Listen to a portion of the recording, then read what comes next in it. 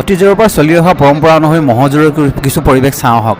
বৰ্তমান ন্যায়ালয়ে মাজে মাজে ম'হৰ যুঁজৰ সম্পৰ্কে বা চৰাই যুঁজৰ সম্পৰ্কে নিষেধাজ্ঞা আৰোপ কৰে যদিও অসমৰ কিছু কিছু ঠাইত বৰ্তমান ম'হৰ যুঁজৰ এই পৰম্পৰা চলি আহিছে।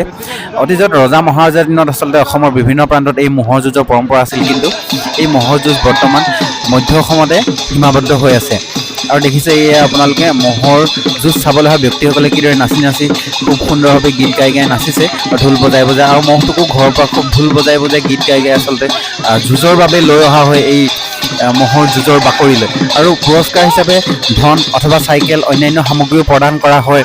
আৰু সাধাৰণতে আজিকালি ম'হবিলাক খুব কমহে যুঁজে, তেখেতলোকক যুঁজিবলৈ আচলতে উৎসাহিত কৰা হয় যাতে ইটো মহৰ লগত সিটো মহ যুঁজক আৰু এখন খেল হওক, কিন্তু খুব কম সংখ্যকে মহ যুঁজা দেখা যায়। আৰু যিজনে জিকিব তেখেতলোকৰ মালিককো সন্মানজনক পুৰস্কাৰ প্ৰদান কৰা হয়।